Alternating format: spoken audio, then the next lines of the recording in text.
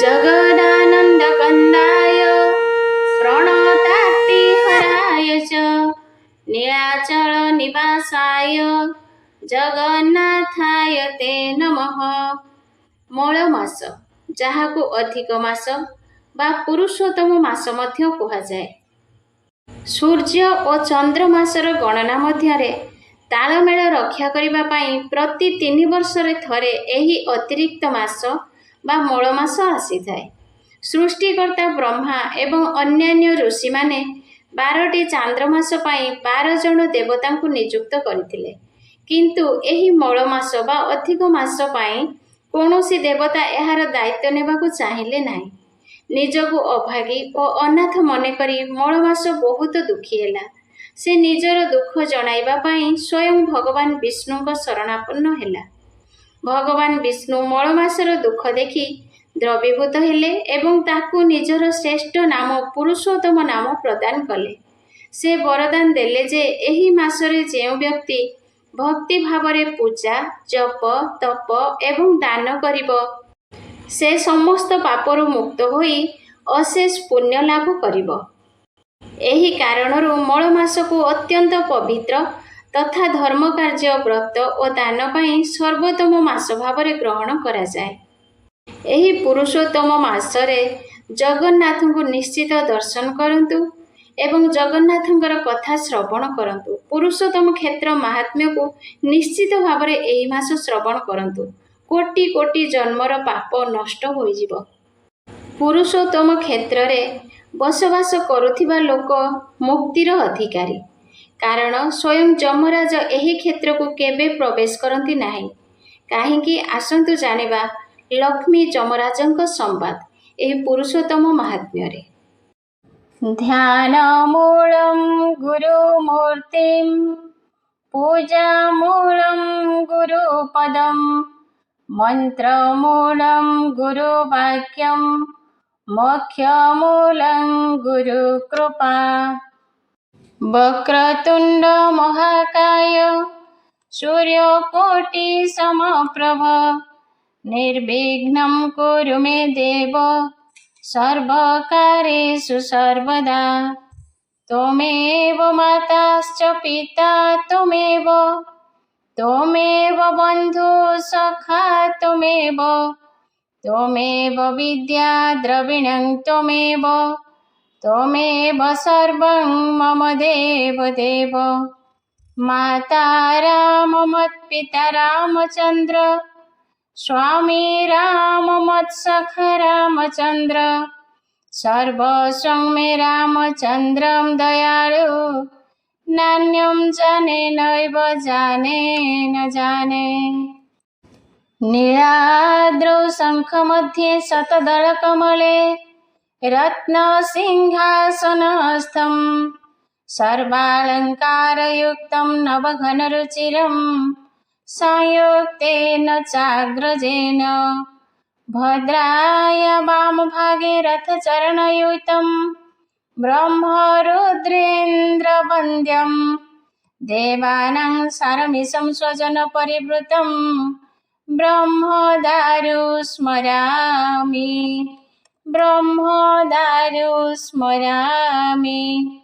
जय जगन्नाथ। श्री पुरुषोत्तम क्षेत्र महात्म्य प्रथम अध्याय।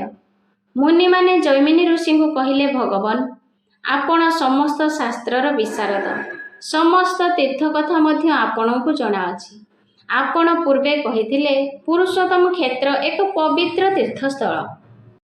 सेठारे लक्ष्मीपति विष्णु दारु विग्रह धारण करी मनुष्य भली लीला करुछंती। तांक दर्शन रे मनुष्य माने मुक्ति पाउछंती। एही तीर्थ सबु प्रकार फल प्रदान करुछि। सेही क्षेत्र विषय रे आंभ मानकु अधिक किछि कहंतु। पुरुषोत्तमाख्यं सुमहत् क्षेत्रं परम पावनं जत्रास्ते दारवतनुः शिशु मानुष लीलया। जैमिनी कहिले, पूर्व काल रे कार्तिकेय तांक पितांक ठारू पुरुषोत्तम क्षेत्र विषय रे जहा सुनिथिले, देवता एवं सिद्ध मानक सभारे से कथा कहूथिले। सौभाग्यवशतः सेठारे उपस्थित थाई कार्तिकेयଙ୍କ ଠାରୁ ଯାହା ଶୁଣିଥିଲି ସେ ସବୁ ଆପଣ ମାନଙ୍କ ଆଗରେ ବର୍ଣ୍ଣନା କରିବି। କଥା ଆରମ୍ଭ କରି ସେ କହିଲେ, ଯେଉଁମାନେ ହରିଭକ୍ତ ନୁହନ୍ତି ଏକଥା ଶ୍ରବଣ କଲେ ତାଙ୍କ ଭିତରେ ଭକ୍ତି ଜାତ ହେବ ନାହିଁ ସିନା, ମାତ୍ର ଏ କ୍ଷେତ୍ରର ମହିମା କୀର୍ତ୍ତନ କଲେ ତାଙ୍କ ଭିତରେ ଥିବା ତମ ଗୁଣ ନଷ୍ଟ ହୋଇଯିବ। ଏହି କ୍ଷେତ୍ରର ନାମ ପୁରୁଷୋତ୍ତମ ଓ ଏହାର କ୍ଷେତ୍ରାଧିପ ମଧ୍ୟ ପୁରୁଷୋତ୍ତମ। ଏଣୁ ଏଠାରେ ନାମ ଓ ଧାମ ଭିତରେ ପ୍ରଭେଦ ନାହିଁ। ଏହି କ୍ଷେତ୍ରରେ ବ୍ୟାପ୍ତି 10 ଯୋଜନ ଓ ବାଲୁକା ରାଶି ଆଚ୍ଛାଦିତ। ଏହାର ସୃଷ୍ଟି ସମୁଦ୍ର ଜଳରୁ। ଯେତେବେଳେ ପ୍ରଳୟ ଜଳରେ ସମସ୍ତ ବିଶ୍ୱ ବ୍ରହ୍ମାଣ୍ଡ ମଗ୍ନ ରହିଥିଲା, ସେତେବେଳେ ଭଗବାନ ବିଷ୍ଣୁ ବରାହ ରୂପରେ ପୃଥିବୀକୁ ପ୍ରଳୟ ଜଳରୁ ରକ୍ଷା କରିଥିଲେ। ଏହି କ୍ଷେତ୍ରର ମଧ୍ୟଭାଗରେ ପୃଥିବୀ ମାତାର ସ୍ତନ ପରି ନୀଳଗିରି ପର୍ବତ ବିଦ୍ୟମାନ। ବିଷ୍ଣୁଙ୍କ ନିର୍ଦ୍ଦେଶରେ ବ୍ରହ୍ମା ନଦୀ, ଗିରି, କାନନ, କୀଟ, ପତଙ୍ଗ, ତରୁ, ତୃଣ, ମନୁଷ୍ୟ, ପଶୁପକ୍ଷୀ ଆଦିର ସର୍ଜନା କରି ଏହାକୁ ସୁବ୍ୟବସ୍ଥିତ କରିବା ପାଇଁ ପର୍ବତମାନ ସୃଷ୍ଟି କରିଥିଲେ। ସୃଷ୍ଟି ଭାରରେ ନିଜକୁ ପୀଡ଼ିତ ମନେକରି ବ୍ରହ୍ମା ଚିନ୍ତାମଗ୍ନ ହୋଇପଡ଼ିଲେ। ଏଥିରୁ ରକ୍ଷା ପାଇବା ପାଇଁ ସେ ବିଷ୍ଣୁଙ୍କୁ ପ୍ରାର୍ଥନା କଲେ। ନମସ୍ତେ ଜଗଦାଧାର ଶଙ୍ଖ ଚକ୍ର ଗଦାଧର ଜନ୍ନାଭି ପଙ୍କଜା ଦେବ ଜାତୋହଂ ବିଶ୍ୱ ସୃଷ୍ଟିକୃତ୍। ସ୍ତୁତିରେ କହିଲେ, ହେ ବିଶ୍ୱ ନିୟନ୍ତା, ତୁମରି ସ୍ୱରୂପ ତୁମକୁ ଜଣା। ଯେପରି ଅଗ୍ନିର ସଂଯୋଗରେ ସୁବର୍ଣ୍ଣ ବିଭିନ୍ନ ଅଳଙ୍କାର ରୂପରେ ପରିପ୍ରକାଶ ହୁଏ, ସେହିପରି ସ୍ୱୟଂ ପରମ ବ୍ରହ୍ମ ଆପଣ ସତ୍ତ୍ୱ, ରଜ ଓ ତମ ଗୁଣ ଭେଦରେ ସମସ୍ତ ବିଶ୍ୱରେ ପରିବ୍ୟାପ୍ତ ହୋଇଥାନ୍ତି। ତୁମେ ହିଁ ସ୍ରଷ୍ଟା, ତୁମେ ହିଁ ସୃଷ୍ଟ ବସ୍ତୁ, ତୁମେ ହିଁ ଆଧାର, ତୁମେ ହିଁ ଆଧେୟ, ତୁମେ ଧାତା, ତୁମେ ବିଧାତା, ତୁମେ ହିଁ କର୍ତ୍ତା। ତୁମରି ମାୟାରେ ଆଚ୍ଛନ୍ନ ହୋଇ ମନୁଷ୍ୟ ଶୁଭ ଓ ଅଶୁଭ କର୍ମମାନ କରୁଥାନ୍ତି। ହେ ସକଳ ସୃଷ୍ଟିର ଆଧାର, ମୁଁ ତୁମ ଚରଣର ଦାସ, ମୋ ପ୍ରତି ପ୍ରସନ୍ନ ହୁଅନ୍ତୁ। ଆଧ୍ୟାତ୍ମିକ, ଆଧିଭୌତିକ ଓ ଆଧିବୈଦିକ ତାପରେ ପୀଡ଼ିତ ହେଉଥିବା ଜୀବମାନେ କିପରି ରକ୍ଷା ପାଇବେ ଦୟାକରି କୁହନ୍ତୁ। ବ୍ରହ୍ମାଙ୍କର ଏପରି ସ୍ତବରେ ସନ୍ତୁଷ୍ଟ ହୋଇ ନୀଳମେଘ ସଦୃଶ ପ୍ରକାଶମାନ ଶଙ୍ଖ ଚକ୍ରାଦି ଦ୍ୱାରା ଚିହ୍ନିତ ପ୍ରଫୁଲ୍ଲ ମୁଖ ପଙ୍କଜ ଗରୁଡ଼ାରୂଢ଼ ଭଗବାନ କିଛି କହିବା ପାଇଁ ତାଙ୍କର ଅଧର ସ୍ଫୁରିଲା। ବ୍ରହ୍ମାଙ୍କ ସମ୍ମୁଖରେ ପ୍ରକାଶ କଲେ, ହେ ବ୍ରହ୍ମନ୍, ଯେଉଁଥିପାଇଁ ତୁମେ ମୋତେ ସ୍ତୁତି କରୁଛ ତାହା ସମ୍ଭବ ହେବା ପରି ମୋତେ ଜଣାଯାଉନାହିଁ। ଯଦ୍ୟର୍ଥଂ ମାଂ ସ୍ତୁଷେ ବ୍ରହ୍ମନ୍ ନ ଶକ୍ୟ ପ୍ରତିଭାତି ସ ଅନାଦ୍ୟ ବିଦ୍ୟା ସୁଦୃଢ଼ା ଦୁଶ୍ଚେଦ୍ୟା କର୍ମ ବନ୍ଧନେ। ଜୀବଗଣ ମୋ ମାୟା ଦ୍ୱାରା ମୋହିତ ହୋଇଛନ୍ତି, ତା ଛଡ଼ା କର୍ମର ବନ୍ଧନରୁ ରକ୍ଷା କରିବା ମୋ ଦ୍ୱାରା ସମ୍ଭବ ନୁହେଁ। ଅବିଦ୍ୟା ଯୋଗୁଁ ସେମାନେ ନିଜ ନିଜର ମୋକ୍ଷ ପଥରୁ ଦୂରେଇ ରହିଛନ୍ତି। ଏଣୁ ଏପରି ମାୟାବଶ ହୋଇ ରହିଥିବା ଜୀବଙ୍କ ମୁକ୍ତି ଅସମ୍ଭବ। ତଥାପି ଯଦି ଏଥିପାଇଁ ତୁମର ଉଦ୍ବେଗ ଅଛି, ତେବେ ମୁଁ ତୁମକୁ ଏହି ଅବିଦ୍ୟାଜନିତ ମୋହରୁ ନିସ୍ତାର ପାଇଁ ଜୀବ କିପରି ମୋକ୍ଷ ଲାଭ କରିବ ତାହା କହୁଛି ଶୁଣ। ଅହଂ ତଂ ତମହଂ ବ୍ରହ୍ମନ୍ ମନ୍ମୟଂ ଚାଖିଳଂ ଜଗତ୍ ରୁଚିସ୍ତେ ଯତ୍ର ମେ ତତ୍ର ନାନ୍ୟଥେତି ବିଚାରୟ। ହେ ବ୍ରହ୍ମନ୍, ତୁମ ଓ ମୋ ଭିତରେ ଭିନ୍ନତା ନାହିଁ। ମୁଁ ତୁମେ ଓ ତୁମେ ମୁଁ। ସାରା ଜଗତ ମୋ ଦ୍ୱାରା ବ୍ୟାପ୍ତ। ଯହିଁରେ ତୁମର ରୁଚି ସେହିଥିରେ ମୋର ମଧ୍ୟ ରୁଚି, ଏଥିରେ ସନ୍ଦେହ ନାହିଁ। ଲବଣ ସମୁଦ୍ର ତୀରରେ ମହାନଦୀର ଦକ୍ଷିଣକୁ ଯେଉଁ ପ୍ରଦେଶ ଅଛି ତାହା ପୃଥିବୀ ମଧ୍ୟରେ ଶ୍ରେଷ୍ଠ। ସେଠାରେ ଅବସ୍ଥାନ କଲେ ସକଳ ତୀର୍ଥର ଫଳ ମିଳିଥାଏ। ସେଠାରେ ଯେଉଁ ଉତ୍ତମ ବୁଦ୍ଧିଯୁକ୍ତ ଲୋକେ ବାସ କରନ୍ତି, ସେମାନେ ଅନ୍ୟ ଜନ୍ମରେ କରିଥିବା ପୁଣ୍ୟର ଫଳ ଭୋଗ କରନ୍ତି। ସମୁଦ୍ର କୂଳରେ ଥିବା ନୀଳପର୍ବତ ଅତୀବ ପାବନ କ୍ଷେତ୍ର। ପୃଥିବ୍ୟାଂ ଗୋପିତଂ ସ୍ଥାନଂ ତବ ଚାପି ସୁଦୁର୍ଲଭଂ ସୁରାସୁରାଣାଂ ଦୁର୍ଗେୟଂ ମାୟାୟାଚ୍ଛାଦିତଂ ମମ। ସମସ୍ତ ଦେବ, ମାନବ ଓ ଅସୁରଙ୍କ ଦୃଷ୍ଟିରେ ଉହାଡ଼ରେ ରହିଥିବା ସେହି ସ୍ଥାନକୁ ମୋର ମାୟା ଆଚ୍ଛନ୍ନ କରି ରଖିଛି। ସେହି କ୍ଷେତ୍ରରେ ସୃଷ୍ଟି କିମ୍ବା ପ୍ରଳୟ ନଥାଏ। ସର୍ବସଙ୍ଗ ପରିତ୍ୟକ୍ତ ତତ୍ର ତିଷ୍ଠାମି ଦେହଭୃତ୍ ସୁରାସୁରାବତିକ୍ରମ୍ୟ ବର୍ତେହଂ ପୁରୁଷୋତ୍ତମେ। ସମସ୍ତ ପ୍ରକାର ସଙ୍ଗ ରହିତ ହୋଇ ସେଠାରେ ଦେହ ଧରି କ୍ଷର ଓ ଅକ୍ଷର ଦୁହିଁଙ୍କଠାରୁ ଅଲଗା ରହି ମୁଁ ପୁରୁଷୋତ୍ତମ ରୂପରେ ବିଦ୍ୟମାନ।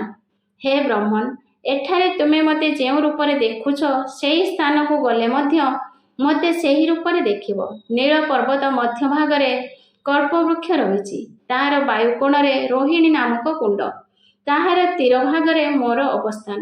ମୋତେ ଚର୍ମଚକ୍ଷୁ ଦ୍ୱାରା ଦର୍ଶନ କରି ଜୀବମାନେ ସେହି କୁଣ୍ଡ ଜଳ ସ୍ପର୍ଶରେ ପବିତ୍ର ଓ ନିଷ୍ପାପ ହୋଇ ସାଜୁଜ୍ୟ ମୁକ୍ତି ଲାଭ କରନ୍ତି। ତୁମେ ସେଠାକୁ ଯାଇ ସେହି କ୍ଷେତ୍ରର ବିଷୟରେ ଶ୍ରୁତି, ସ୍ମୃତି, ଇତିହାସ କିମ୍ବା ପୁରାଣରେ କିଛି ହେଲେ ବର୍ଣ୍ଣନା ନାହିଁ। ଏହା ମୋ ମାୟା ଦ୍ୱାରା କାହାରିକୁ ଜଣାପଡ଼ୁନାହିଁ।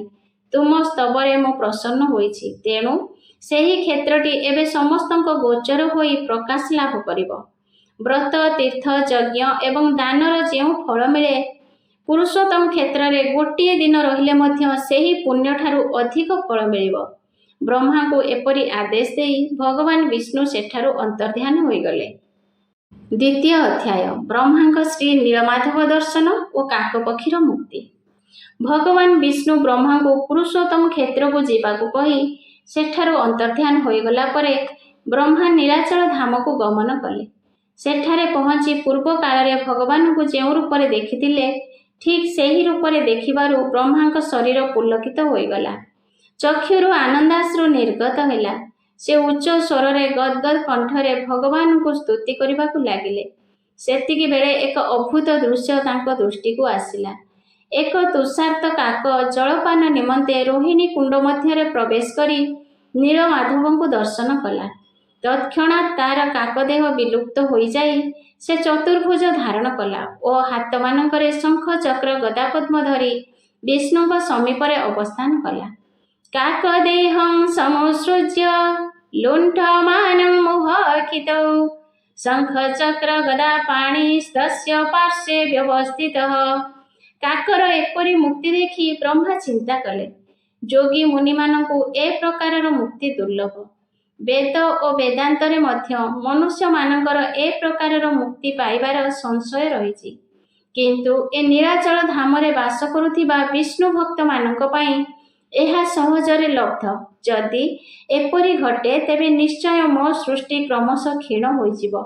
ଏଥିପୂର୍ବରୁ ଭଗବାନ ଯାହା କହିଥିଲେ ତାହା ବ୍ରହ୍ମାଙ୍କର ପ୍ରତ୍ୟକ୍ଷ ଗୋଚର ହେଲା। ଜୈମିନୀ ଋଷି ପୁଣି କହିଲେ, ମନୁଷ୍ୟ ଯାହାଙ୍କ ନାମ କୀର୍ତ୍ତନ କଲେ ସବୁ ପାପରୁ ମୁକ୍ତ ହୁଏ, ତାଙ୍କୁ ଦର୍ଶନ କଲା ପରେ କ'ଣ ମୋକ୍ଷ ଦୁର୍ଲଭ ହେବ? ପ୍ରାଣତ୍ୟାଗ ସମୟରେ ମନରେ ବିଷ୍ଣୁଙ୍କୁ ସ୍ମରଣ କଲେ ମୁକ୍ତି ମିଳିଥାଏ। ପୁଣି ଯିଏ ସାକ୍ଷାତ୍ ଭଗବାନଙ୍କୁ ଦର୍ଶନ କଲା, ସିଏ ଯେ ମୁକ୍ତି ପାଇଲା, ଏଥିରେ ଆଶ୍ଚର୍ଯ୍ୟ ହେବାର କିଛି ନାହିଁ। ସଂକୀର୍ତ୍ୟ ଯନ୍ନାମ ନରଃ ସର୍ବ ପାପୈଃ ପ୍ରମୁଚ୍ୟତେ ତସ୍ୟ ସନ୍ଦର୍ଶନେ ବିପ୍ରା ମୁକ୍ତିଃ କିଂ ଖଳୁ ଦୁର୍ଲଭା। ମନସା ଧ୍ୟାୟେୟନ୍ ବିଷ୍ଣୁଂ ତ୍ୟଜନ୍ ପ୍ରାଣନ୍ ବିମୁଚ୍ୟତେ ସାକ୍ଷାତ୍କୃତୌ ଭଗବତଃ କିଂ ଚିତ୍ରଂ ମୁକ୍ତିମେତି ଯତ୍। ଶ୍ରୀ ପୁରୁଷୋତ୍ତମ କ୍ଷେତ୍ରର ମହିମା ଅଦ୍ଭୁତ। ସେଠାରେ ଅଜ୍ଞାନ ଜୀବ ଯଥା କାକ ମଧ୍ୟ ମୁକ୍ତି ପାଇପାରିଲା। ତେଣୁ ଜ୍ଞାନଯୁକ୍ତ ମନୁଷ୍ୟକୁ ସେଠାରେ ନିଶ୍ଚୟ ମୁକ୍ତି ମିଳିବ। କାକପକ୍ଷୀର ମୋକ୍ଷ ପ୍ରାପ୍ତି ଅବଲୋକନ କରି ବ୍ରହ୍ମା କ'ଣ କଲେ ବୋଲି ମୁନିମାନେ ପଚାରିବାରୁ ଜୈମିନୀ କହିଲେ, ବ୍ରହ୍ମା ଏହି ଦୁଇ ଅଦ୍ଭୁତ କଥା ଦେଖି ମନେ ମନେ ମାଧବଙ୍କୁ ସ୍ମରଣ କଲେ। ସେତିକି ବେଳେ ଯମ ନିଜ ଅଧିକାର ଚାଲି ଯାଉଥିବା ଦେଖି ଦୁଃଖ ମନରେ ବ୍ୟାକୁଳ ହୋଇ ନୀଳମାଧବଙ୍କୁ ସାଷ୍ଟାଙ୍ଗ ପ୍ରଣିପାତ ପୂର୍ବକ ନିଜ ଅଧିକାର ରକ୍ଷା ନିମନ୍ତେ ପ୍ରାର୍ଥନା କରି କହିଲେ, ହେ ଦେବଦେବେଶ୍ୱର, ଆପଣ ସୃଷ୍ଟି, ସ୍ଥିତି ଓ ପ୍ରଳୟର କାରଣ। ସମସ୍ତ ବିଶ୍ୱ ଆପଣଙ୍କଠାରେ ଗୋଟିଏ ସୂତ୍ରରେ ବନ୍ଧା। ଆପଣ ସୃଷ୍ଟିର ପାଳନକର୍ତ୍ତା। ଆପଣ ପର, ଆପଣ ଅପର ଏବଂ ପରାତୀତ ମଧ୍ୟ। ଆଧ୍ୟାତ୍ମିକ, ଆଧିଭୌତିକ ଓ ଆଧିଦୈବିକ ଏହି ତିନି ତାପର ଦୂର ନିମନ୍ତେ ଆପଣ ସୂର୍ଯ୍ୟ ସମ। ଦୁଃଖୀଜନଙ୍କ ବାନ୍ଧବ ରୂପେ ନିଜ ମାୟାର ତ୍ରିଗୁଣ ରଜ୍ଜୁରେ ସମଗ୍ର ବିଶ୍ୱକୁ ଭ୍ରମିତ କରୁଛନ୍ତି।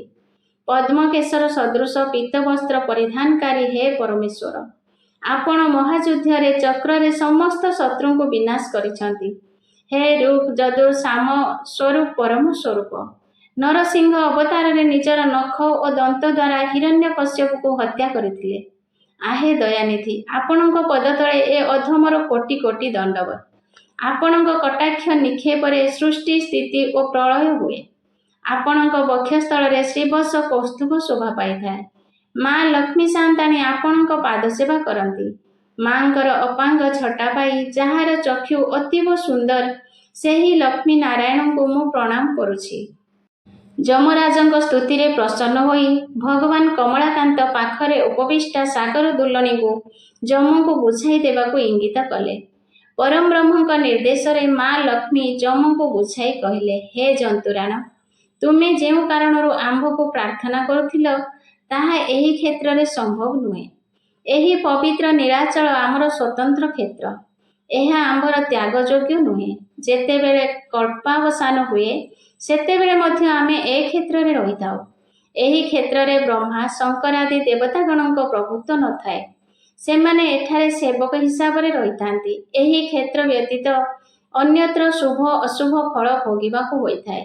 ଏହି କ୍ଷେତ୍ରରେ କେହି ପାପୀ ନଥାନ୍ତି। ଯେତେ ବଡ଼ ପାପୀ ହେଲେ ବି ଏ କ୍ଷେତ୍ରରେ ପ୍ରବେଶ କଲା ମାତ୍ରକେ ତାର ସମସ୍ତ ପାପ ଅଗ୍ନିରେ ତୃଣ ପରି ଅଚିରେ ଭସ୍ମୀଭୂତ ହୋଇଯାଏ।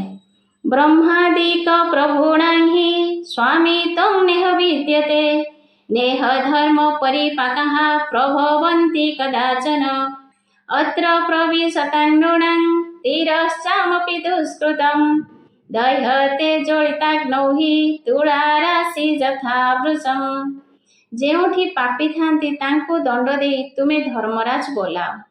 ଏ କ୍ଷେତ୍ରରେ ନୀଳକାନ୍ତ ମଣିମୟ ଚିଦାନନ୍ଦ ସ୍ୱରୂପଙ୍କ ଦର୍ଶନ ମାତ୍ରକେ ଜୀବ ନିସ୍ତାର ଲାଭ କରେ। ଏଣୁ ହେ ଆଦିତ୍ୟ ନନ୍ଦନ, ତୁମକୁ ମୋର ପ୍ରସ୍ତାବ ଯେ ତୁମେ ତତ୍କ୍ଷଣାତ୍ ଏହି କ୍ଷେତ୍ର ପରିତ୍ୟାଗ କରି ଅନ୍ୟତ୍ର ଗମନ କର ଓ ଅନ୍ୟ କର୍ମଭୂମିରେ ପ୍ରଭୁ ହୋଇ ବିଚରଣ କର। ତୁମର ପ୍ରପିତାମହ ବ୍ରହ୍ମା ଏ କ୍ଷେତ୍ରର ମାହାତ୍ମ୍ୟ ଜାଣି ଭଗବାନଙ୍କୁ ସ୍ତୁତି କରନ୍ତି। ଯେଉଁମାନେ ଏଠାରେ ବାସ କରନ୍ତି ସେମାନେ ତୁମର ବଶବର୍ତ୍ତୀ ନୁହନ୍ତି। ଏଠାରେ କେବଳ ଜୀବନ୍ମୁକ୍ତ ଏବଂ ମୁମୁକ୍ଷ ପୁରୁଷ ବାସ କରନ୍ତି। ବିଷ୍ଣୁଙ୍କ ପ୍ରତିନିଧି ମା ଲକ୍ଷ୍ମୀଙ୍କ କଥା ଶୁଣି ଆଦିତ୍ୟ ନନ୍ଦନ ଯମରାଜ ନିଜର ସମସ୍ତ ଅହଙ୍କାର ତ୍ୟାଗ କରି ଅତ୍ୟନ୍ତ ନିଉଛାଳି ହୋଇ କହିଲେ, ମା, ଏ କ୍ଷେତ୍ର ବିଷୟରେ ମୁଁ ସମ୍ପୂର୍ଣ୍ଣ ଅଜ୍ଞ। ଏ କ୍ଷେତ୍ରର ଗୁପ୍ତ ରହସ୍ୟ ଯାହା କୌଣସି ବେଦ ପୁରାଣରେ ନାହିଁ, ଏପରିକି ସ୍ୱୟଂ ବ୍ରହ୍ମା ଓ ଶଙ୍କରଙ୍କୁ ମଧ୍ୟ ଅଗୋଚର, ତାହା ମୋତେ କୃପା କରି ଜଣାଇ କୃତାର୍ଥ କରନ୍ତୁ। ମୁଁ ତବ ଆଜ୍ଞା ଶିରୋଧାର୍ଯ୍ୟ କରି ଏ କ୍ଷେତ୍ର ଛାଡ଼ି ସବୁଦିନ ପାଇଁ ଚାଲିଯିବି। ଏଠାରେ ବିଷ୍ଣୁ ହେଉଛନ୍ତି ମୁକ୍ତିଦାତା, ହର୍ତ୍ତା କର୍ତ୍ତା ଓ ବିଧାତା। ଅନ୍ୟ ସ୍ଥାନରେ ଭଗବାନଙ୍କ ମାୟା ଜୀବକୁ ବନ୍ଧନରେ ପକାଇଥାଏ, କିନ୍ତୁ ଏଠାରେ ସେ ସ୍ୱୟଂ ମୁକ୍ତି ପ୍ରଦାନ କରନ୍ତି। ଅନ୍ୟତ୍ର ବନ୍ଧୋଦ ବିଷ୍ଣୁରତ୍ର ମୋକ୍ଷଂ ଦଦାତି ଯତ୍। ଅନ୍ୟ ସ୍ଥାନରେ ମନସ୍କାମ ପୂର୍ଣ୍ଣ ହୁଏ, ମାତ୍ର ଏଠାରେ କାମନା ତ୍ୟାଗ କଲେ ମୁକ୍ତି ମିଳେ। ଏଣୁ ଦୟାପୂର୍ବକ ମୋତେ କୁହନ୍ତୁ, ଏ କ୍ଷେତ୍ରର ସ୍ଥିତି କେତେ କାଳ ପର୍ଯ୍ୟନ୍ତ ରହିବ? ଏ କ୍ଷେତ୍ରରେ ବାସ କଲେ କେଉଁ ଫଳ ମିଳିବ? ଏ କ୍ଷେତ୍ରରେ କେଉଁ ଦେବତା ରହିଛନ୍ତି ଓ ଏହାର ଅଧିଷ୍ଠାତା କିଏ? ଏଠାରେ କେତେ ଗୋପନୀୟ ସ୍ଥାନ ଅଛି? ମା, ମୋତେ ଏ ସମସ୍ତ ବୁଝାଇ ଦେଲେ ମୁଁ କ୍ଷେତ୍ରର ସୀମା ଭିତରକୁ କେବେ ବି ପ୍ରବେଶ କରିବି ନାହିଁ। ତୃତୀୟ ଅଧ୍ୟାୟ। ଲକ୍ଷ୍ମୀ ଯମରାଜଙ୍କର ସମ୍ବାଦ। ମାର୍କଣ୍ଡେୟ ଋଷିଙ୍କ ଚରିତ। ଯମଙ୍କ ପ୍ରାର୍ଥନାରେ ପ୍ରୀତ ହୋଇ ମା ଲକ୍ଷ୍ମୀ କହିଲେ, ହେ ବତ୍ସର ଅଭିନନ୍ଦନ, ବିଷ୍ଣୁଙ୍କ ସାନ୍ନିଧ୍ୟ ଲାଭ କରିଥିବାରୁ ତୁମର ସଦ୍ବୁଦ୍ଧି ଜାତ ହୋଇଛି। ଏଣୁ ତୁମକୁ ମୁଁ ଏ କ୍ଷେତ୍ରର ଗୁପ୍ତ ରହସ୍ୟଗୁଡ଼ିକ ବିଷୟରେ କହୁଅଛି, ଶୁଣ। ପୂର୍ବ କାଳରେ ମୁଁ ବିଷ୍ଣୁଙ୍କ ବକ୍ଷସ୍ଥଳରେ ରହି ଯାହା ସ୍ୱଚକ୍ଷୁରେ ଦେଖିଛି ତାହା ହିଁ ବର୍ଣ୍ଣନା କରୁଛି। ପୂର୍ବରୁ କହିଛି, ଭଗବାନ ଏ କ୍ଷେତ୍ରରେ ନିତ୍ୟ ଅବସ୍ଥାନ କରନ୍ତି। ଯେତେବେଳେ ପ୍ରଳୟ ହେଲା ସେତେବେଳେ ସମସ୍ତ ଜଗତ ବିଷ୍ଣୁଙ୍କ ଦେହରେ ଲୀନ ହୋଇଗଲା। ସେତେବେଳେ ମୁଁ ଏଇଠାରେ ଥିଲି। ଯେଣୁ ଏ ନୀଳାଚଳ ଧାମ ପବିତ୍ର ଓ ସନାତନ, ଏହି କ୍ଷେତ୍ର ସେହିପରି ରହିଥିଲା। ସପ୍ତକଳ୍ପଜୀବୀ ଋଷି ମାର୍କଣ୍ଡେୟ ପ୍ରଳୟ ପୟୋଧି ଜଳରେ ଭାସି ଭାସି ଯାଉଁ ଯାଉଁ ଆଶ୍ରୟ ନିମନ୍ତେ କୌଣସି ସ୍ଥାନ ନ ପାଇ ଚିନ୍ତାଗ୍ରସ୍ତ ଥିବାବେଳେ ଏଠାରେ ଥିବା ବଟବୃକ୍ଷ ତାଙ୍କର ଦୃଷ୍ଟିଗୋଚର ହେଲା। ସେ ବଟବୃକ୍ଷର ମୂଳ ଖୋଜିବା ପାଇଁ ପହଁରି ପହଁରି ଯାଇ ବୃକ୍ଷ ନିକଟରେ ପହଞ୍ଚିଲେ। ଠିକ୍ ସେତିକିବେଳେ ଏକ ଛୋଟ ବାଳକର ସ୍ୱର ତାଙ୍କ କାନରେ ପଡ଼ିଲା। ବାଳକଟି କହୁଥାଏ, ହେ ମୁନି ଶ୍ରେଷ୍ଠ ମାର୍କଣ୍ଡେୟ, ମୋ ନିକଟକୁ ଆସ। ତୁମର ଦୁଃଖ ଦୂର ହେବ, ଆଉ ଶୋକ କର ନାହିଁ। ବାଳକର ଏପରି କଥା ଶୁଣି ଋଷି ମାର୍କଣ୍ଡେୟ ଆଶ୍ଚର୍ଯ୍ୟାନ୍ୱିତ ହୋଇଗଲେ। ଚିନ୍ତା କଲେ, ଏ କ୍ଷେତ୍ର ଜଳରେ ନିମଗ୍ନ ନ ହୋଇ ସ୍ଥିର ରହିଛି। ସ୍ଥାବର ଜଙ୍ଗମ ସମସ୍ତେ ଏ ପ୍ରଳୟ ଜଳରେ ନଷ୍ଟ ହୋଇ ଯାଇଥିଲେ ମଧ୍ୟ ଏ ବୃକ୍ଷ ବୁଡ଼ି ନ ଯିବା ସମ୍ଭବ ହେଲା କିପରି? ମହାପ୍ରଳୟ ବାୟୁରେ ଏହାର ଶାଖା ମଧ୍ୟ ଆନ୍ଦୋଳିତ ହେଉନାହିଁ। ଏହା ନିଶ୍ଚୟ ଏକ ଆଶ୍ଚର୍ଯ୍ୟଜନକ ବ୍ୟାପାର। ଏହି କଳ୍ପବୃକ୍ଷର ଏତେ ମାହାତ୍ମ୍ୟ ଯେ ପ୍ରଳୟ ଜଳ ମଧ୍ୟ ଏହାକୁ ସ୍ପର୍ଶ କରିପାରି ନାହିଁ। ଏକାନ୍ନବେସ୍ମିନ୍ ପ୍ରଳୟେ ନଷ୍ଟେ ସ୍ଥାବର ଜଙ୍ଗମେ ଭୂପ୍ରଦେଶଃ ସ୍ଥିରତରଃ କଥମେଷ ବିଭାବ୍ୟତେ अत्रायं साखी प्रवरः कोमलपरिदृश्यते मार्कण्डेया गच्छ मुहुरति सप्रश्रयं वचः। पुनश्च बालकटीर कोमल कथा मार्कण्डेय को शुणागला। बालकटी कहूଥାଏ, हे मुनिवर आगच्छ आगच्छ। मार्कण्डेय ऋषि इतस्तत होई चाहिଲେ। देखिले शंख चक्र गदा पद्मधारी भगवान विष्णु विराजमान करिछन्ति। तांको कोଳରେ महालक्ष्मी अवस्थान करुछन्ति।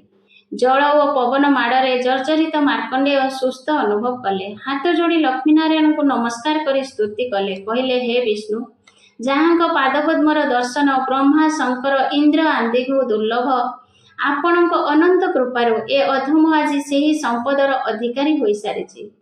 ए अधम एते दिन पर्यंत आपणक नाम को तुंडरे न धरिबा जोगु एते कष्ट पाइला। आपणक जुगल पदारविंद अचिंत्य शक्ति संपन्न एवं कल्याण प्राप्तिर प्रधान कारण। एणु ब्रह्मादि सकल देवगण आपणक परिचर्यारे लागिथांती। एही समस्त ब्रह्मांड जहाँक अंगरु उत्पन्न होइछि एवं एहीपरि कोटि कोटि ब्रह्मांड जहाँक ठारे पूरी रहिछि, जहाँक लीलारे समग्र विश्वर सृष्टि पालन और संहार हुए, आपण सेही विष्णु। हे भगवान, भजन पूजन हीन ए दिन को रक्षा करंतु। पुणी कहले, एकं सुवर्णं कटकादि भेदे नाना चथावा नवशोधितर्कः आधार वैषम्य जड़ेषु तादृक् विभाव्य से निर्गुण एक एव। जेपरि सुवर्ण भेदरे भिन्न रूप यथा कंकण कुंडल चूड़ी शंख परि प्रतीत होइଥାଏ, ठीक सेहीपरि आकाशरे उदित एक ही सूर्य आधारर विषमता द्वारा अनेक जलराशिर प्रतिबिंबित होई अनेक रूपरे प्रतीत होइथांती। सेहीपरि एक निर्गुण परम पुरुष आपण भिन्न भिन्न शरीर रे प्रवेश करी अनेक परि प्रतीत हुअन्ति। हे अपार शक्तिशाली निर्गुण परमात्मा परमेश्वर, आपणकर कौनसी वासना बा संकल्प नथिले मध्य तीन जन मानंगु कृपा करिबा पाई शरीर धारण करिथांती, किंतु ए अधम आत्मज्ञान रे वशीभूत होई जुगे जुगे आपणक चरण सेवारु दूर रे रहि जाइथिला। तेणु मते एते कष्ट भोगिबाकु पड़िला। एणु हे कृपानिधि, ए अधम को रक्षा करंतु। सकल लोकंक सृष्टि पालन और संहार लीला आपणकर त्रिगुणात्मक अर्थात ब्रह्मा विष्णु शिव स्वरूप द्वारा समाहित होता है। हे जगन्नाथ, मु बात्या वृष्टि द्वारा अत्यंत कष्टरे अछि। एही प्रलय काल रे आश्रय पाई बिंदुटीए स्थान पाउनाही। मु संसार सागर रे बुड़ी रहिछि। मो प्रति टिकिए कृपा दृष्टि पकांतु। हे गोविंद, मते एथिरु उद्धार करंतु। मामोधरास्मात् गोविंद कृपा पांग विलोकनाथ त्राहि विष्णु जगन्नाथ मग्नं संसार सागरे। ऋषि मार्कण्डेय एपरी स्तुति प्रीत होई नारायण तांको कृपा नेत्र चाहिए।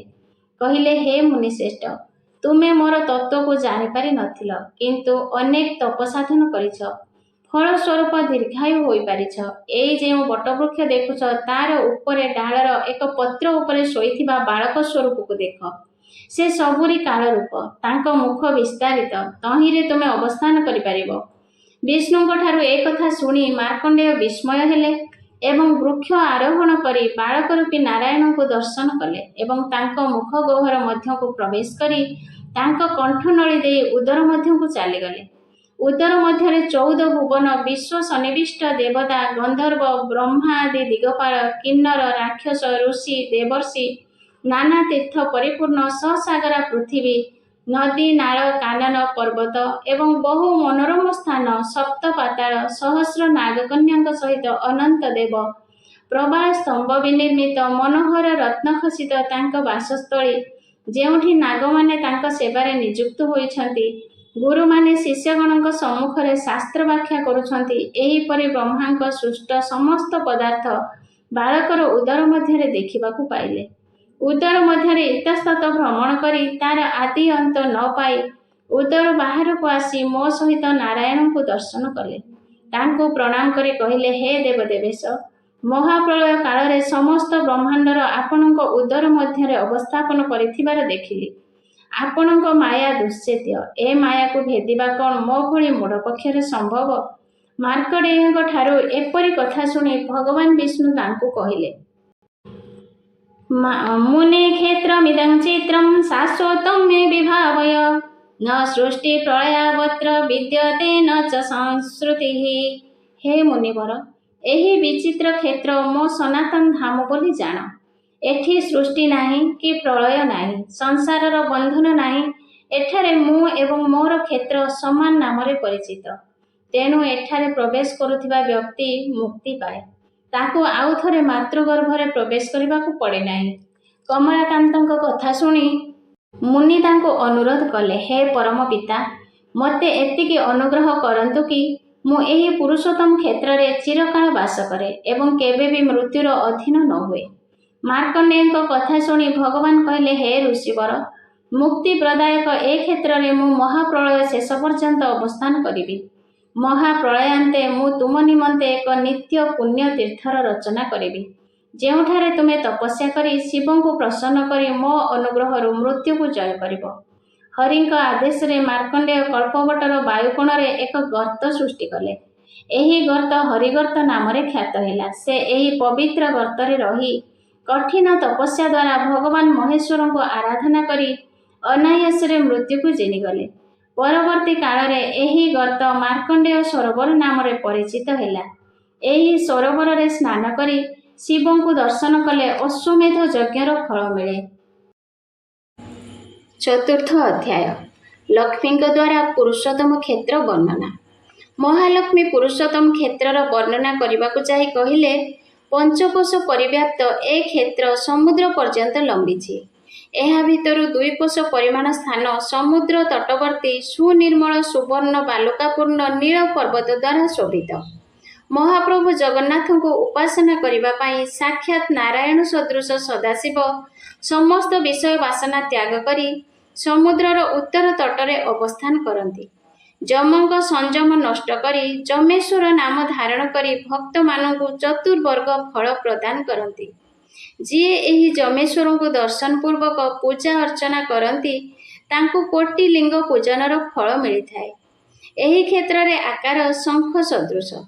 ଏହାର ପଶ୍ଚିମ ଦିଗରେ ଅର୍ଥାତ୍ ପୂର୍ବ ସୀମାରେ ଭଗବାନ ନୀଳକଣ୍ଠ ଶିବ ଅବସ୍ଥାନ କରିଛନ୍ତି। ସମୁଦ୍ର ଜଳଠାରୁ ବଟବୃକ୍ଷ ପର୍ଯ୍ୟନ୍ତ ବିସ୍ତୃତ 1 କୋଶ ପରିମାଣ ସ୍ଥାନ ଅତ୍ୟନ୍ତ ପୁଣ୍ୟପ୍ରଦ। ଏଠାରେ ସ୍ୱୟଂ ନାରାୟଣ ବାସ କରନ୍ତି।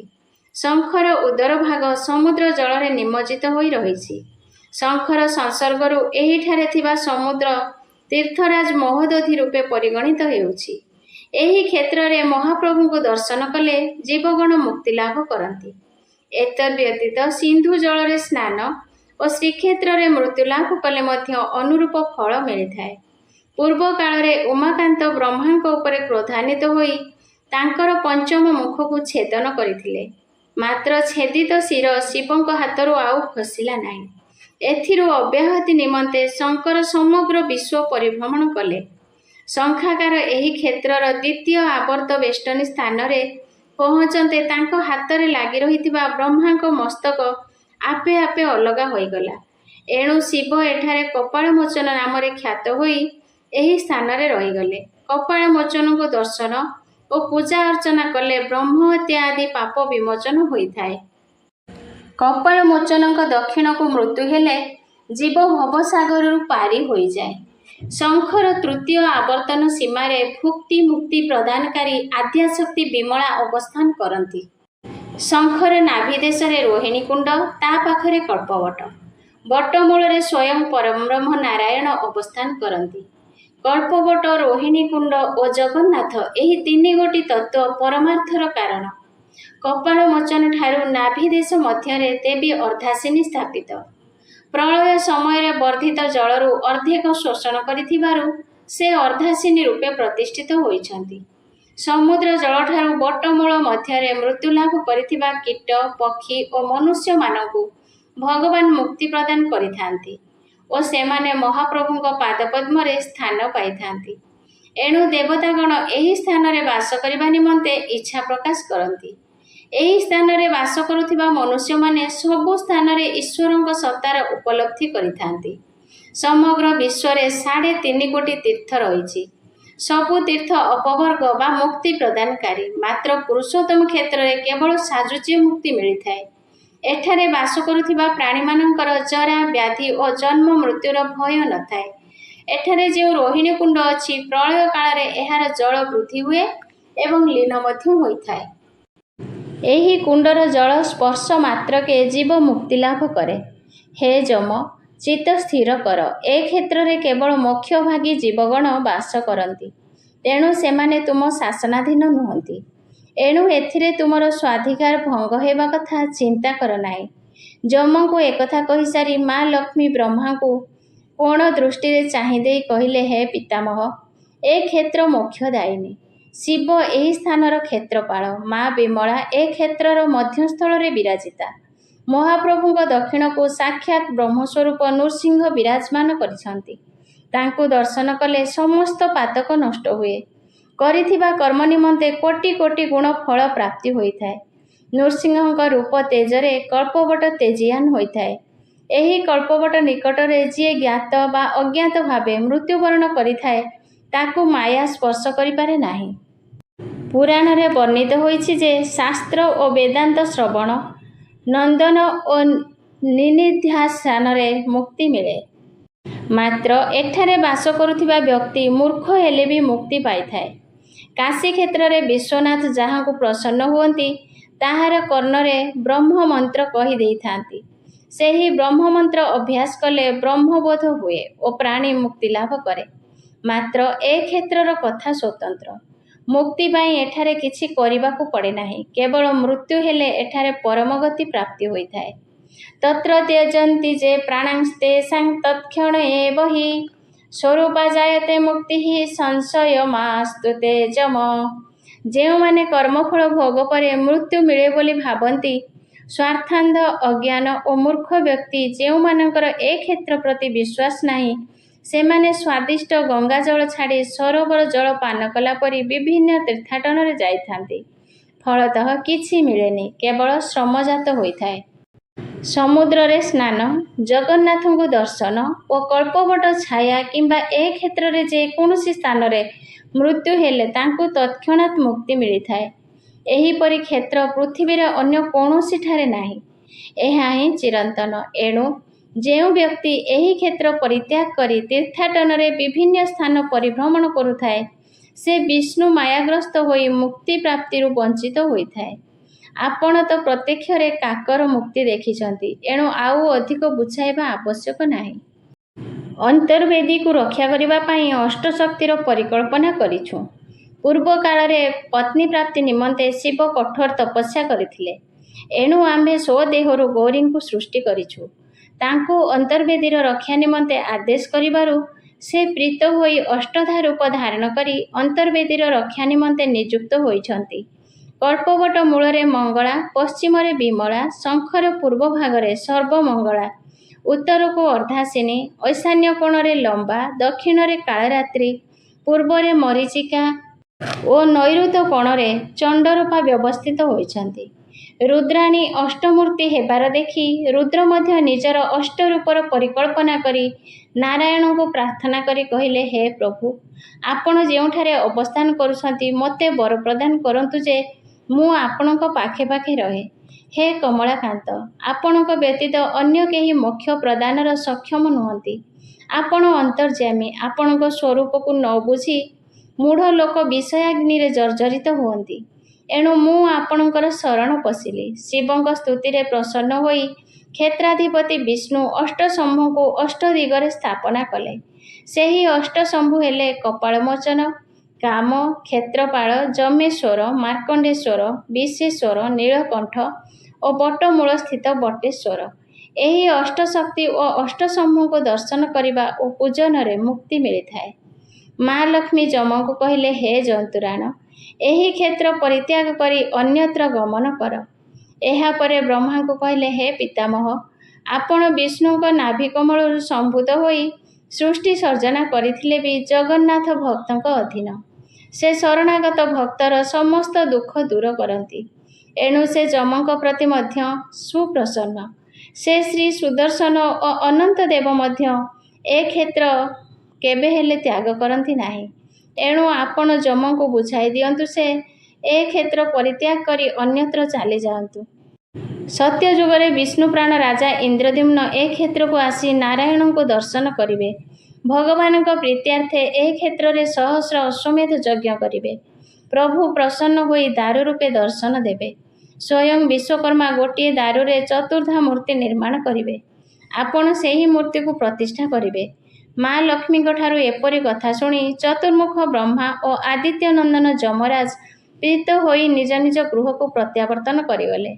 ଜୈମିନୀ କହୁଥାନ୍ତି, ହେ ମୁନିଗଣ, ସେହି କ୍ଷେତ୍ରରେ ବର୍ତ୍ତମାନ ନୀଳମେଘ କାନ୍ତି ଶଙ୍ଖଚକ୍ରଧାରୀ ବିଷ୍ଣୁ ଇନ୍ଦ୍ରଦ୍ୟୁମ୍ନଙ୍କ ପ୍ରତି ସଦୟ ହୋଇ ଦାରୁ ରୂପରେ ବଳଭଦ୍ର, ସୁଭଦ୍ରା ଓ ସୁଦର୍ଶନଙ୍କ ସହ ଅବସ୍ଥାନ କରୁଛନ୍ତି।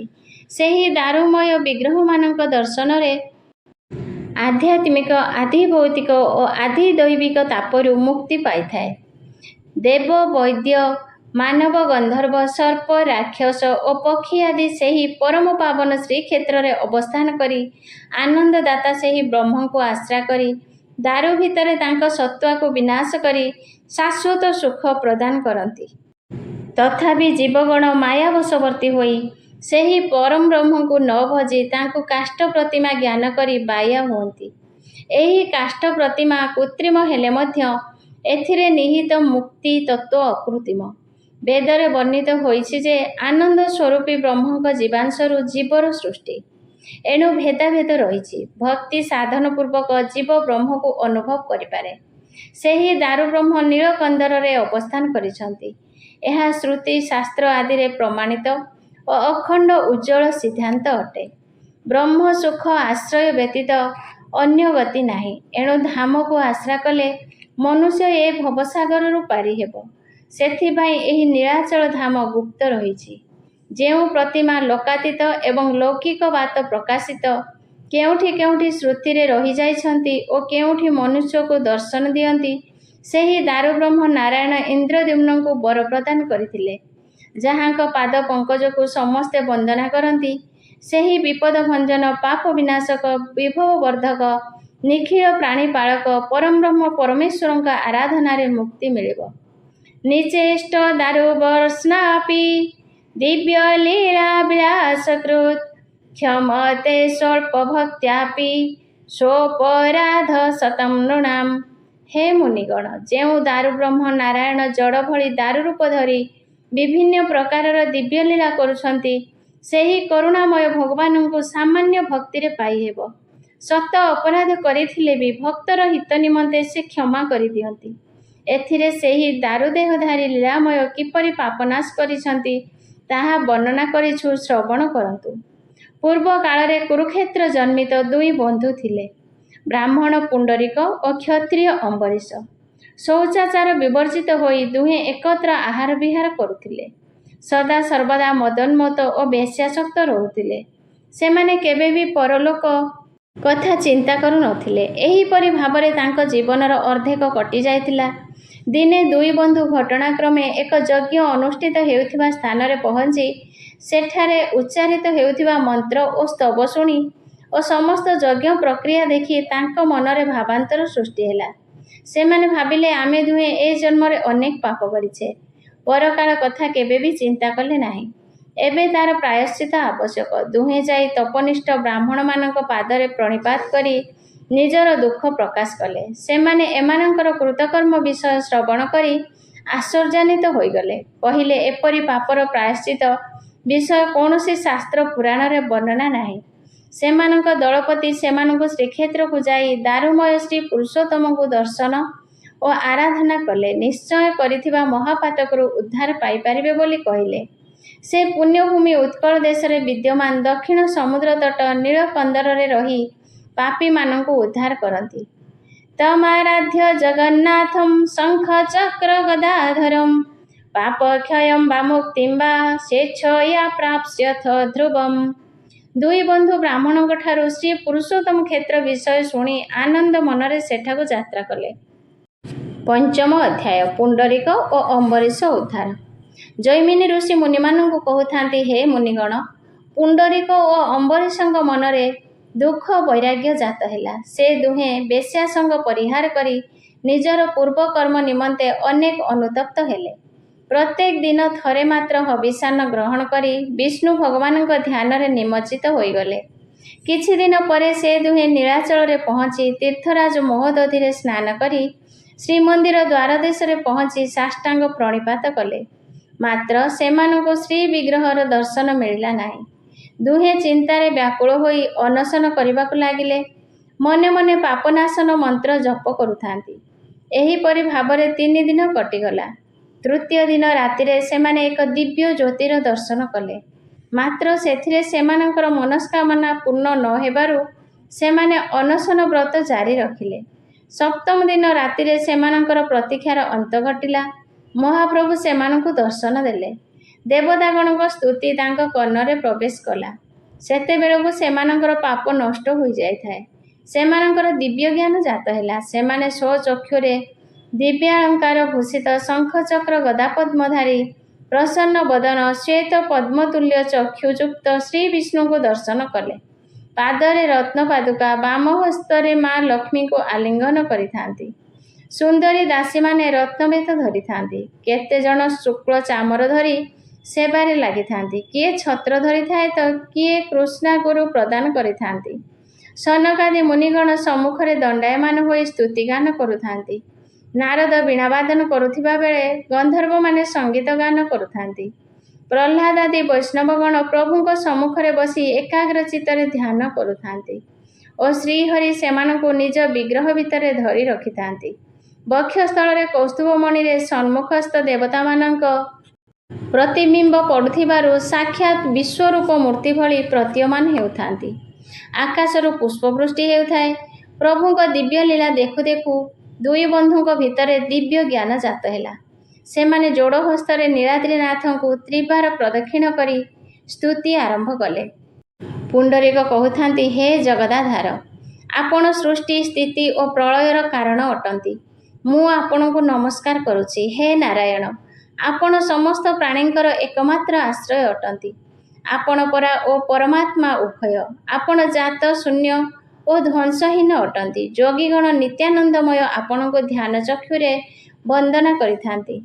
ପରମାର୍ଥସ୍ତ୍ୱମେବୈକ ଭବାପ୍ୟୟ ବିବର୍ଜିତଃ ନିତ୍ୟାନନ୍ଦ ସ୍ୱରୂପଂ ତ୍ୱାଂ ବିନ୍ଦନ୍ତି ଧ୍ୟାନ ଚକ୍ଷୁଷଃ।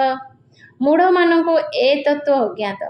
କାମାନ୍ଧ ଅର୍ଥାସକ୍ତ ବ୍ୟକ୍ତିମାନଙ୍କ ପାଇଁ ଆପଣ ଦୁର୍ଲଭ ଅଟନ୍ତି। ମୁଁ ପାପିଷ୍ଠ ଦୁଷ୍କର୍ମରେ ବୁଡ଼ି ରହିଥିବା ବ୍ୟକ୍ତି। ମୋର କେହି ନାହିଁ, କେବଳ ଆପଣ ହିଁ ଆଶ୍ରୟ। ଆପଣ ଶରଣ ରକ୍ଷକ। ବ୍ରହ୍ମାଣ୍ଡରେ ଆପଣଙ୍କ ଭଳି ଆଉ କିଏ ବା ବନ୍ଧୁ ଅଛି ଯିଏ ନିଜ କଥା ଚିନ୍ତା ନ କରି ଦୀନ ଓ ଅନାଥକୁ ଦୟା କରେ, ପତିତ ଜନଙ୍କୁ ଉଦ୍ଧାରଣ କରେ। ଆପଣଙ୍କ ପାଦପଦ୍ମକୁ ନ ଭଜି ଜଳଯନ୍ତ୍ର ପ୍ରାୟ ଅଧ ଓ ଊର୍ଦ୍ଧ୍ୱରେ ଭ୍ରମୁଥାଏ। ସିଏ ଦୁଃଖ ଭୋଗେ। ଯେଉଁ ମୂଢ଼ ବ୍ୟକ୍ତି ଯୋଗ ଓ କ୍ଷମ ପାଇଁ ଅନାୟାସ ମୋକ୍ଷ ପ୍ରଦାନକାରୀ ଆପଣଙ୍କୁ ଉପାସନା କରନ୍ତି ନାହିଁ, ସେମାନଙ୍କୁ ଆପଣ ନିଜ ମାୟାରେ ଘୋଡ଼ାଇ ରଖନ୍ତି। ଯୋଗ କ୍ଷେମାଭିସନ୍ଧାନା ଯେ ମୂଢ଼ାଶ୍ୱାମୁପାସତେ ଲୀଳା ବିମୁକ୍ତିଦଂ ତେ ବୈ ତନ୍ମାୟା ପରିମୋହିତାଃ। ଆପଣ ହିଁ କେବଳ ମୁକ୍ତି ପ୍ରଦାନ କରିଥାନ୍ତି। ହେ ଜଗନ୍ନାଥ, ଯିଏ ଆପଣଙ୍କ ନାମକୁ ଭଜନ କୀର୍ତ୍ତନ କରନ୍ତି ସେମାନଙ୍କର ଧର୍ମ, ଅର୍ଥ, କାମ ଓ ମୋକ୍ଷ ଏହି 4 ପୁରୁଷାର୍ଥ ସିଦ୍ଧି ହୋଇଯାଏ। ଏଣୁ ହେ ନାଥ, ସଂସାର ସାଗରରେ ନିମଜ୍ଜିତ ଲୋକଙ୍କ ପାଇଁ ଆପଣ ହିଁ ଏକମାତ୍ର ଶରଣ। ଆପଣଙ୍କ ଅନନ୍ୟ ଭକ୍ତିରେ ଚିନ୍ତା କଲେ ଆପଣ ଜ୍ଞାନ ରୂପା ନୌକାରେ କରୁଣା ରୂପକ ଆହୁଲା ଦ୍ୱାରା ଅଚେତନ ପ୍ରାଣୀକୁ ସଂସାର ସମୁଦ୍ର ପାରି କରାଇ ଦିଅନ୍ତି। ଅନ୍ୟାନ୍ୟ ଦେବୀ ଦେବଗଣ ମୁକ୍ତି ପ୍ରଦାନ କରନ୍ତି ବୋଲି ଶାସ୍ତ୍ର ପୁରାଣରେ ବର୍ଣ୍ଣିତ ହୋଇଛି। ମାତ୍ର ସେମାନେ ସାଜୁଜ୍ୟ ମୁକ୍ତି ପ୍ରଦାନ ନିମନ୍ତେ ସକ୍ଷମ ନୁହନ୍ତି। ଏକଥା ଧ୍ରୁବ ସତ୍ୟ। ବ୍ରହ୍ମା ଶଙ୍କରାଦି ଦେବତାଗଣ କେବଳ ନିମିତ୍ତ ମାତ୍ର ହୋଇ ତୁମଠାରେ ଭକ୍ତିର ଉଦ୍ରେକ କରାଇଥାନ୍ତି। ସଂସାର ସାଗର ପାର ନିମନ୍ତେ ଅଗସ୍ତ୍ୟ ସ୍ୱରୂପା ଭକ୍ତ କେବଳ ସକ୍ଷମ। ଏଣୁ ହେ ପ୍ରଭୁ, ମୋ ଠାରେ ପ୍ରସନ୍ନ ହୁଅ। ମୋତେ ଅଷ୍ଟାଙ୍ଗ ଯୋଗ ଜଣା ନାହିଁ। ମୁଁ ଜ୍ଞାନ ସାଧନରେ ମଧ୍ୟ ଅଜ୍ଞ। ଧର୍ମାଦି 4 ବର୍ଗ କୁସାଧନ ରୂପେ ପରିଗଣିତ। ଏଗୁଡ଼ିକ ମୂଢ଼ ବ୍ୟକ୍ତିମାନଙ୍କ ଦ୍ୱାରା ଆଦୃତ ହୋଇଥାଏ। ଏଣୁ ସେଗୁଡ଼ିକ ପ୍ରତି ମୋର ରୁଚି ନାହିଁ। ଏଣୁ ହେ ଗୋବିନ୍ଦ, ମୋତେ ଆଜ୍ଞା ହେଉ ଯେପରି ମୁଁ ଆପଣଙ୍କ ଚରଣାରବିନ୍ଦରେ ସ୍ଥାନ ପାଏ। ହେ କୃଷ୍ଣ, ତ୍ରାହି ମାଂ। ଏହିପରି ସ୍ତୁତି କରୁ କରୁ ପୁଣ୍ଡରୀକ ଜଗନ୍ନାଥଙ୍କ ପାଦପଦ୍ମରେ ଲୋଟିଗଲେ। ସେପଟେ ଅମ୍ବରୀଶ ସ୍ତୁତିରେ କହୁଥାନ୍ତି, ହେ ପ୍ରଭୁ, ଆପଣ ସହସ୍ର ଶୀର୍ଷା ପୁରୁଷ ଅଟନ୍ତି। ଆପଣଙ୍କର ସହସ୍ର ବାହୁ, ସହସ୍ର ଘ୍ରାଣ, ନୟନ, ପାଣି ଓ ପାଦ ରହିଛି। ମୁଁ ଆପଣଙ୍କୁ ନମନ କରୁଛି। ଆପଣ 36 ତତ୍ତ୍ୱରୁ ଊର୍ଦ୍ଧ୍ୱରେ, ମାୟା ରହିତ ହୋଇ ମଧ୍ୟ ଆପଣ ତାହାର ବିସ୍ତାରର ସହାୟକ ଅଟନ୍ତି। ଆପଣ ଏକ ପଦ ଓ ତ୍ରିପଦ ବି ଅଟନ୍ତି। ତ୍ରିପଦ ହିଁ ଅନ୍ତରିକ୍ଷ ପଦ। ଆପଣଙ୍କ ପାଦ ପଙ୍କଜରୁ ପୁଣ୍ୟତୋୟା ଜାହ୍ନବୀ ନିର୍ଗତ ହୋଇ ସମସ୍ତ ପାପୀଙ୍କ ପାପକୁ ଧୋଇ ଦିଅନ୍ତି। ଗଙ୍ଗା ନାମ ଉଚ୍ଚାରଣରେ ବ୍ରହ୍ମ ହତ୍ୟା ଇତ୍ୟାଦି ପାପ ବିନଷ୍ଟ ହୋଇଥାଏ। ହେ ଦେବ, ଆପଣଙ୍କ ନାମ ସ୍ମରଣ କଲେ ସମସ୍ତ ସିଦ୍ଧି ପ୍ରାପ୍ତି ହୋଇଥାଏ। ଆପଣଙ୍କ ଚରଣାଦୋକ ତ୍ରିତାପ ଭୟ ନିବାରକ କରିଥାଏ। ମୋର ଆପଣଙ୍କୁ ପ୍ରାର୍ଥନା, ସବୁ ସମୟରେ ଆପଣଙ୍କ ପ୍ରତି ଅଚଳା ଭକ୍ତି ରହିଥାଉ। ପ୍ରଭୁ, ଆପଣଙ୍କର ପାଦପଦ୍ମରେ ସମସ୍ତ ସୁରକ୍ଷାର ବୀଜ ନିହିତ ରହିଛି। ଏଣୁ ଏ ଜୀବନ ଯେତେ ଦିନ ପର୍ଯ୍ୟନ୍ତ ରହିଥିବ, ଅଚଳା ଭକ୍ତିରେ ଆପଣଙ୍କୁ ପୂଜା କରୁଥିବି।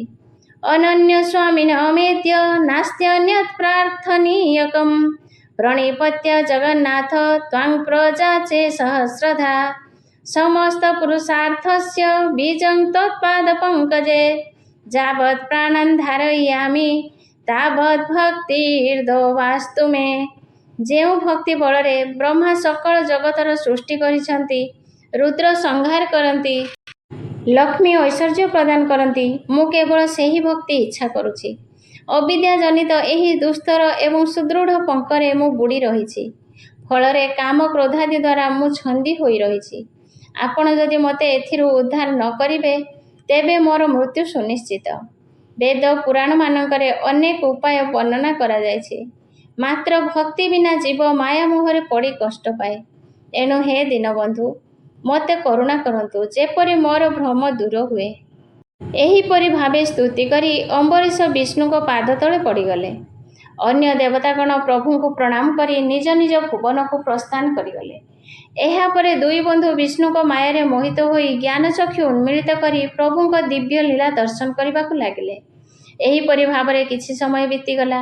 ଦୁହେଁ ବାହ୍ୟ ବେଶକୁ ଫେରିଆସି ଚର୍ମଚକ୍ଷୁରେ ରତ୍ନସିଂହାସନ ପରେ ବିରାଜିତ ନୀଳମେଘ ସଦୃଶ ଶ୍ୟାମ ସୁନ୍ଦର ଭଗବାନ ପୁରୁଷୋତ୍ତମଙ୍କୁ ଦେଖିଲେ।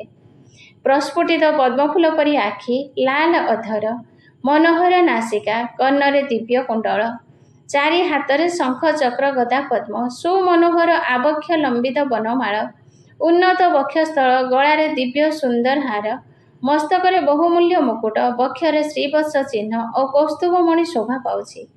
ଦିବ୍ୟ ପୀତାମ୍ବର ପରିହିତ ମହାପ୍ରଭୁ ବିପନ୍ନ ସନ୍ତାପହାରିଣୀ ସୁଧା ସାଗର ସ୍ୱରୂପିଣୀ ଅଶେଷ ବାଞ୍ଛା ଫଳଦାତ୍ରୀ ଜଗଜ୍ଜନନୀ ଜଗଦ୍ଧାତ୍ରୀ ମା ଲକ୍ଷ୍ମୀଙ୍କ ସର୍ବାଙ୍ଗକୁ ଆଲିଙ୍ଗିତ କରି ସ୍ୱର୍ଣ୍ଣ ପଦ୍ମାସନରେ ଦୀନାର୍ତ୍ତ ବ୍ୟକ୍ତିଙ୍କ ପରିତ୍ରାଣ ନିମନ୍ତେ ଆଜାନୁଲମ୍ବିତ ଦୁଇ ବାହୁକୁ ବିସ୍ତାରି ବସିଛନ୍ତି। ତାଙ୍କର ଦକ୍ଷିଣ ପାର୍ଶ୍ୱରେ ସାକ୍ଷାତ୍ ଅନନ୍ତ ବଳରାମ ରୂପରେ ହଳାୟୁଧ ଧରି ବସିଛନ୍ତି। ସତେ ଯେପରି ନାଗରାଜା ବାସୁକୀ ସପ୍ତଫଣାକୁ ମେଲାଇ ରଖିଛନ୍ତି। ତାଙ୍କର ଶଙ୍ଖ ସଦୃଶ ଧବଳ ରୂପ ହିମାଳୟରେ ତୁଙ୍ଗ ଶିଖରକୁ ନିନ୍ଦିତ କରୁଛି। ପରିଧାନ ତାଙ୍କର ଶୁଭ୍ର ନୀଳ ବସନ, ଗଳାରେ ବନମାଳା ଲମ୍ବିତ, ସଦା ଆଘୂର୍ଣ୍ଣିତ ବାରୁଣୀ ମଦିରା ଉନ୍ମତ୍ତ ନୟନ, କୁଣ୍ଡଳୀକୃତ ସମୁନ୍ନତ ବକ୍ଷସ୍ଥଳ ଏବଂ ଚାରି ହାତରେ ଶଙ୍ଖଚକ୍ର ଗଦାପଦ୍ମ ଧାରଣ କରିଛନ୍ତି। ମଝିରେ ଦିବ୍ୟ ଆଭୂଷଣ ସୁଶୋଭିତା କୁଙ୍କୁମ ବର୍ଣ୍ଣା କଲ୍ୟାଣମୟୀ ଶରଣାଗତଙ୍କ କଳ୍ପଲତା ସ୍ୱରୂପା ପାପନାଶିନୀ ବିଷ୍ଣୁ ବକ୍ଷସ୍ଥିତା ମା ଲକ୍ଷ୍ମୀ ପୃଥକ ଭାବେ ସୁଭଦ୍ରା ରୂପେ ବିରାଜିତା। ମହାପ୍ରଭୁଙ୍କ ବାମ ପାର୍ଶ୍ୱରେ ଚକ୍ରରାଜ ସୁଦର୍ଶନ ଅବସ୍ଥାନ କରୁଛନ୍ତି। ଦୁଇ ମିତ୍ର ଏହି ଚତୁର୍ଦ୍ଧାମୂର୍ତ୍ତିଙ୍କ ଦର୍ଶନ କରି ନିଜକୁ କୃତ୍ୟ ମନେ କଲେ। ସେମାନେ ନିଶ୍ଚିତ ହୋଇଗଲେ ଯେ ଏମାନେ କାଷ୍ଠ ପ୍ରତିମା ନୁହନ୍ତି, ସ୍ୱୟଂ ବ୍ରହ୍ମ। ଏହା ମଧ୍ୟରେ ପ୍ରକାଶିତ ସଭାସ୍ଥିତ ବ୍ରାହ୍ମଣମାନଙ୍କ କଥାକୁ ଚିନ୍ତା କରି ନିଜକୁ ଶତ ଧିକ୍କାର କଲେ। ନ ଦାରୁ ପ୍ରତିମା ଚେୟଂ ସାକ୍ଷାତ୍ ବ୍ରହ୍ମ ପ୍ରକାଶତେ ସଦଗତାନାଂ ବିପ୍ରାଣାଂ ଭାଗ୍ୟଂ ଶ୍ରଦ୍ଧଧତୁ ସ୍ମୃତୌ। ମନେ ମନେ ଶ୍ରୀ ପୁରୁଷୋତ୍ତମ କ୍ଷେତ୍ର ନିବାସୀଙ୍କ ପୁଣ୍ୟ କଥା ଚିନ୍ତା କଲେ। ଭାବିଲେ ପୂର୍ବ ପୁଣ୍ୟ ବଳରୁ ସେମାନେ ପ୍ରତିଦିନ ଶ୍ରୀ ପୁରୁଷୋତ୍ତମଙ୍କୁ ଦର୍ଶନ କରୁଛନ୍ତି। ମାତ୍ର ସେମାନେ ଶ୍ରୀହରିଙ୍କ ପ୍ରତି ବିମୁଖ ହୋଇଥିବାରୁ ସେହି ସୁଖରୁ ବଞ୍ଚିତ ହୋଇ ରହିଥିଲେ। ଆମ୍ଭେମାନେ ତ ମୂର୍ଖ, ହେଲେ ମଧ୍ୟ ମହାପ୍ରଭୁଙ୍କ ଦର୍ଶନ ଯୋଗୁଁ ଅଷ୍ଟାଦଶ ବିଦ୍ୟାରେ ପାରଙ୍ଗମ ହୋଇପାରିଛେ। ଏଣୁ ଆମର ଆଉ ଅନୁଶୋଚନା ନାହିଁ।